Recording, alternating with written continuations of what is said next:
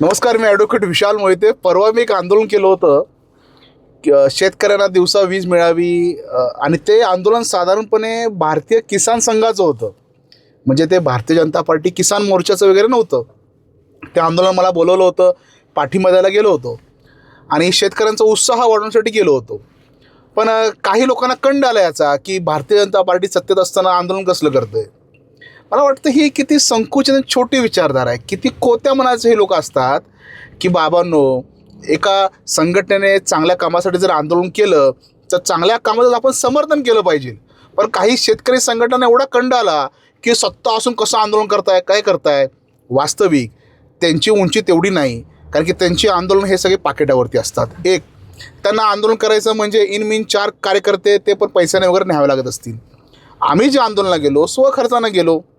ते आंदोलन भारतीय किसान संघाचं सर्वात मोठ्या भारतातील शेतकरी संघटनेचं होतं. बरं, त्यांनी मला आदरातिथ्य केलं, बोलवलं, मी गेलो.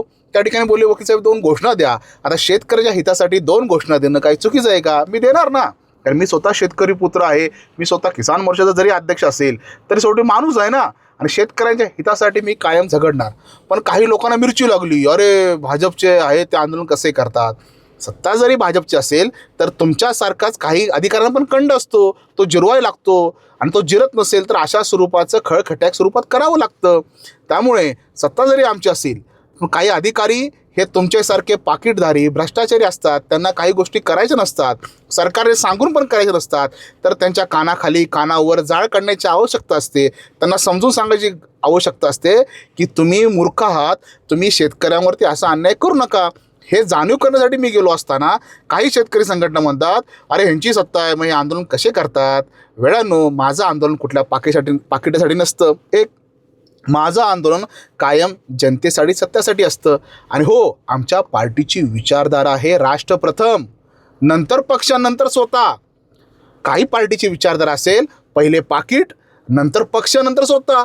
हा त्यांचा प्रश्न आहे. पण मी संविधानाला मानतो, व्यक्ती स्वतंत्र आहे. मी कुठेही जाऊ शकतो, खाऊ शकतो, पिऊ शकतो. पण इकडे जाऊ नये, तिकडे जाऊ नये, तुम्ही कशाला सांगता. त्यामुळे तुमचा कंड जो झाला आहे तो जिरवून घ्या. आंदोलन करणं हा संविधान दिलेला अधिकार आहे.